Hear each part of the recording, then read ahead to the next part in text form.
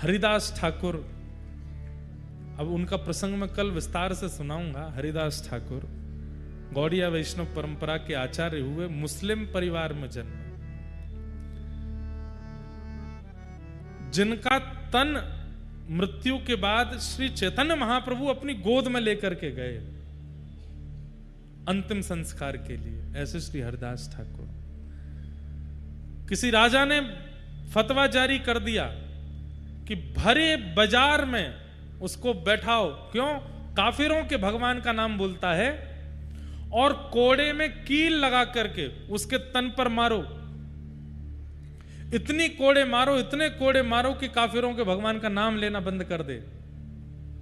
हरिदास ठाकुर के दोनों हाथ बांध करके सैनिकों ने पकड़ लिए, बाजार में लेकर के गए, और वो कील वाले कोड़ों से लेकर के जब हरिदास ठाकुर को मारते, जब उनके तन पर वो कोड़े पड़ते, कोड़ा पड़ते ही मुख से हरि बोल हरि बोल हरि बोल हरि बोल का ध्वनि प्रकट होती, पर कोड़े मारने वाले के पैर छूते।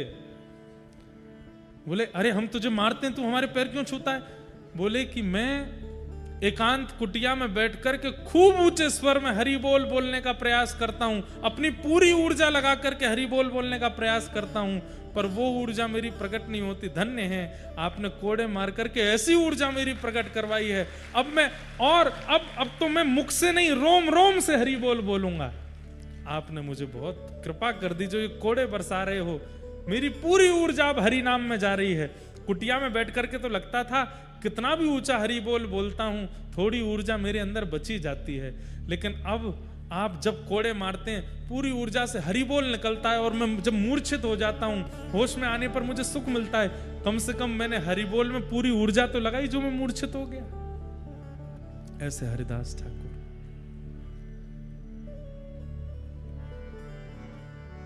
उनके कथा में प्रसंग आता है कि खूब प्रयास कर लिए, हरिदास ठाकुर मरे नहीं, तो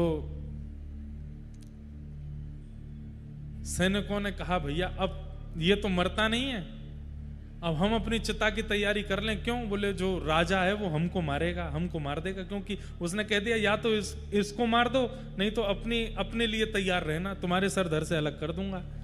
तो ये सब बात वो कर ही रहे थे, ये सब चर्चा वो कर ही रहे थे। इधर देखो, यहां देखो, कथा सुनो। हमने कहा था ना कि 2 दिन की भरपाई हम 20-25 मिनट एक्स्ट्रा कह के कर लेंगे।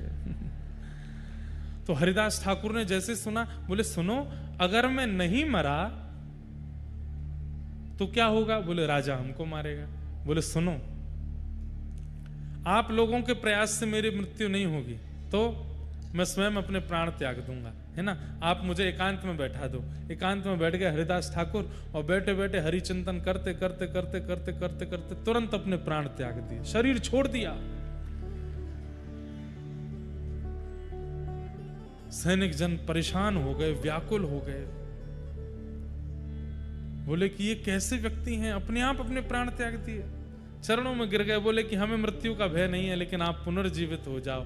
आपके साथ इतने अत्याचार करने के बाद हम किस नरक में जाएंगे? हरिदास ठाकुर पुनः जीवित हो गए। ऐसे हरिदास ठाकुर नामनिष्ठ, उनके नाम के आगे लिखा जाता नामनिष्ठ हरिदास, नामाचार्य, नाम के आचार्य। 3 करोड़ नाम रोज करते थे। कितने? 3 करोड़। अद्भुत है उनका प्रसंग।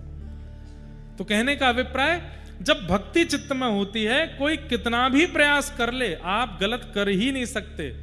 लेकिन जरा से किसी की बात बोलने पर और आप तुरंत अपनी स्थिति से गिर करके कुछ भी गलत करने पर उतर आते हो, तो समझ जाइएगा ठाकुर जी ना तो आपके चित्त में है, ना आपके मन में है, ना आपके ऊपर उनकी दृष्टि है। केवल जो भी आपने अभी तक किया भक्ति का, वो सब आडंबर ही था।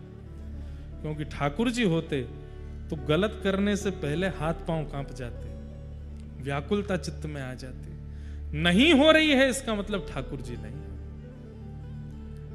सहज में ही आप कुछ भी करने पे आतुर हो जाते हैं, इसका मतलब ठाकुर जी कृपा नहीं।